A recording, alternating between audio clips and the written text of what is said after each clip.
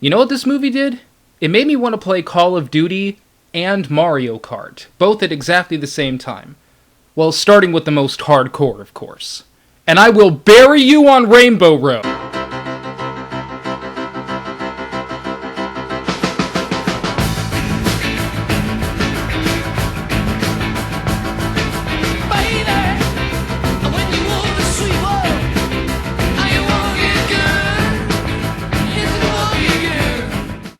Before I start, I just want to say that the reason I was able to do this review is because of viewers like you.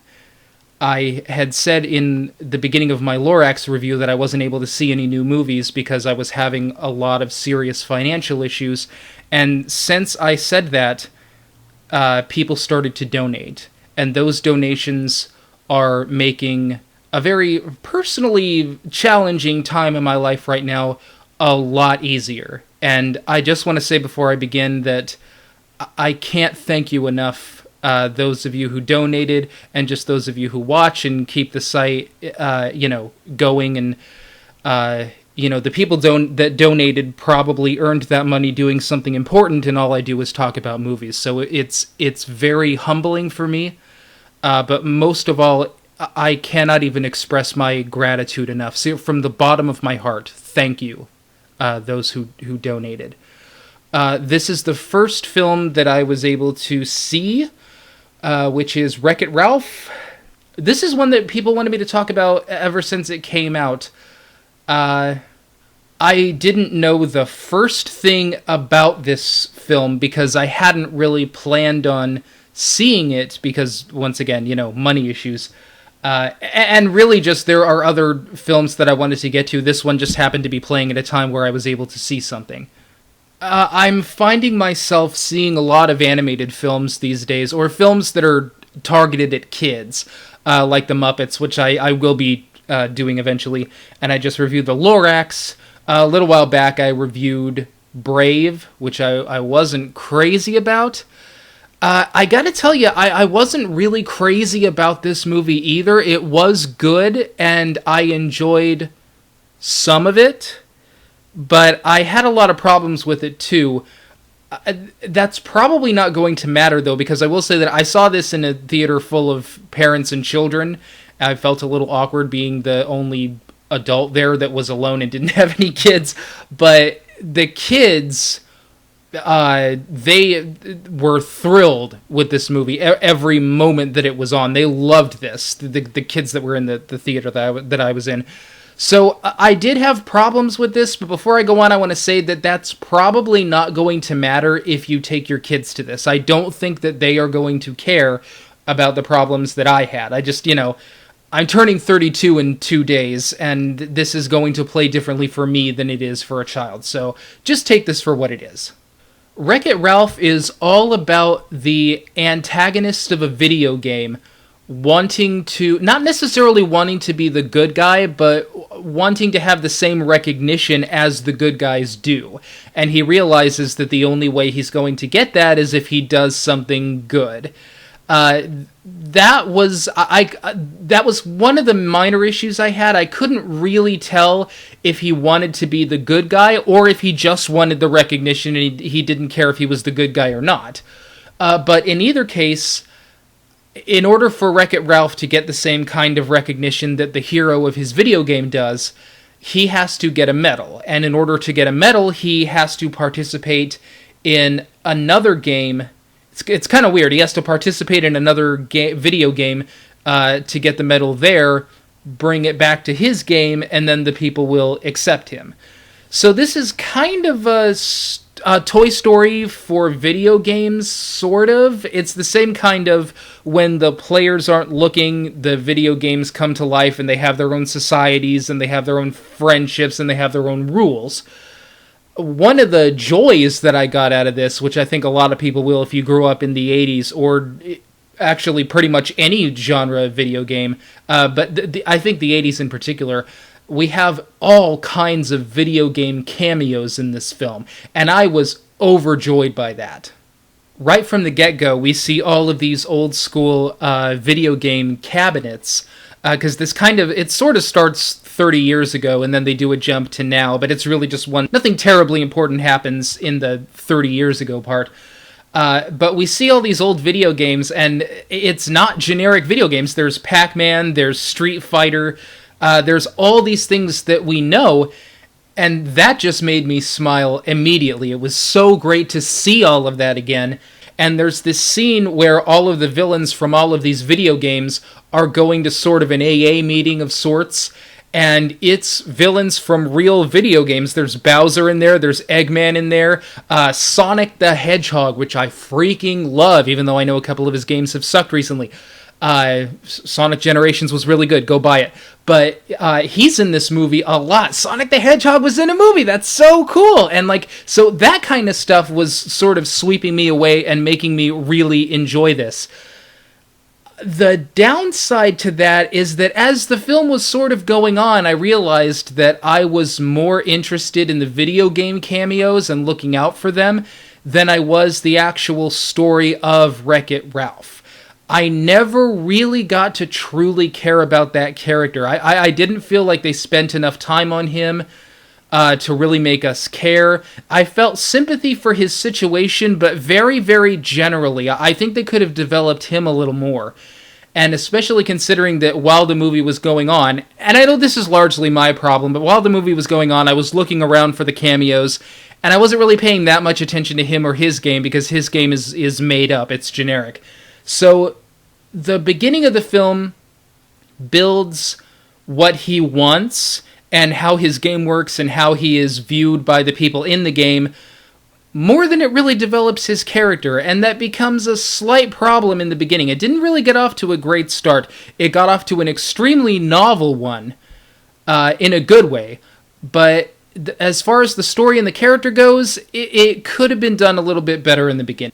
So, like I said, in order for Ralph to be accepted the way that he wants to, he has to go win a medal in this other game, and it's a game called Hero's Duty, which is just a knock on Call of Duty and Halo, and pretty much all modern FPSs are made fun of in this thing.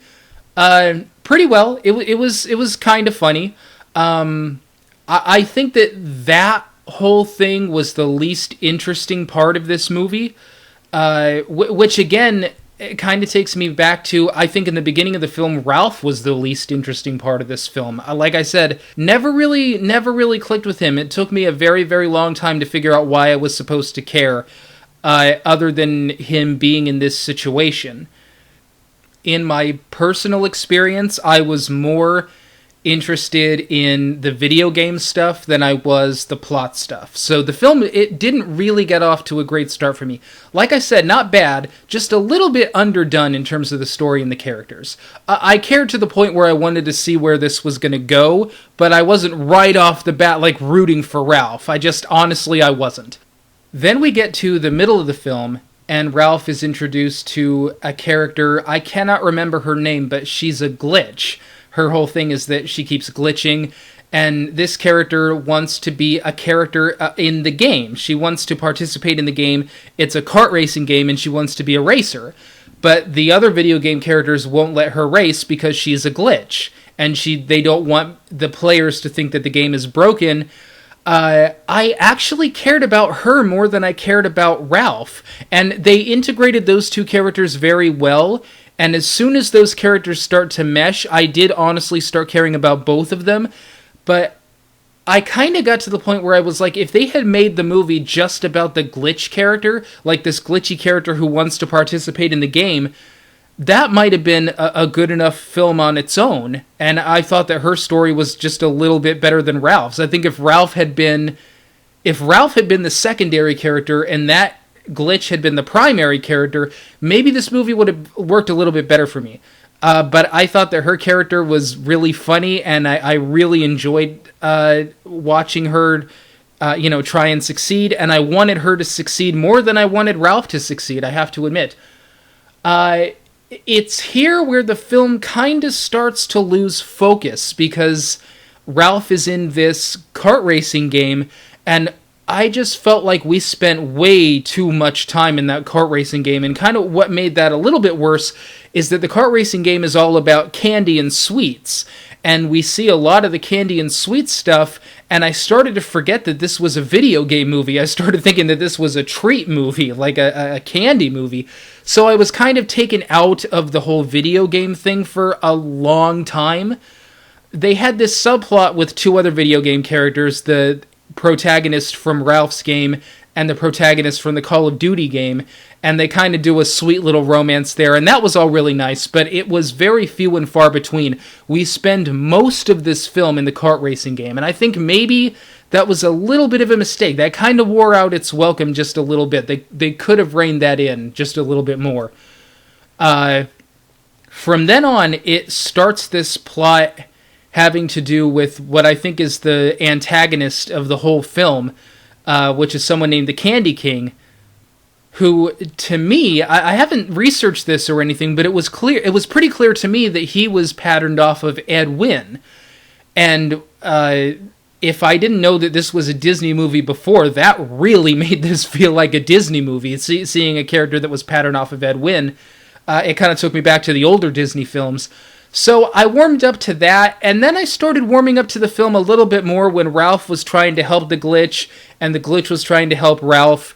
And they do a lot of emotional, sweet stuff towards the end, to the point where Ralph kind of has to turn his back on the Glitch for her, what he thinks is her own good. And that moved into an emotional scene, and they really got this back in the end. I kind of had the same reaction to The Princess and the Frog, which I talked about a long time ago. It didn't get off to a great start. The middle was kind of flat, but they really got this back in the end. Once there are stakes and characters that you really care about, you really become invested. And this is when the movie really started to take off for me. It just took a really long time for it to get there. I think that this could have started better, and I think the middle could have been propped up a little bit better. But the third act of the film is really, really good. And like I said, the kids that were in the theater, they hit the roof. They loved this film. So my own personal feelings aside, I think the kids are probably really going to like this. Ultimately, I feel that this is more of an entertainment film than it is a really artistic one. This is certainly not in the same league of the best that Disney has done in the past or the best that Pixar has done in the past or anything like that. But at the same time, it really is a lot of fun. And even if you're just watching this for nostalgic purposes, just to see all these video game references, or if you're just a kid or you have kids and looking for something fun to watch, this will fill that role very nicely. I think it was good for what it was. I had critic problems with it, but like I said, if you have kids, they're not going to care. They're just really going to enjoy this. So I recommend it. I recommend it to anyone who has children and wants something fun to take them to. Or if you're an 80s kid or just a video game enthusiast and you want to see some of these references or all these video game characters interacting with each other in something that isn't Smash Brothers or Mario and Sonic at the Olympic Games, maybe you'll enjoy this. That's all I really have to say. It didn't really make that much of an impression on me, but if you liked this movie, great. If you loved it, great. So that's what I thought, and let me know what you guys thought in the comments below. Have a good one.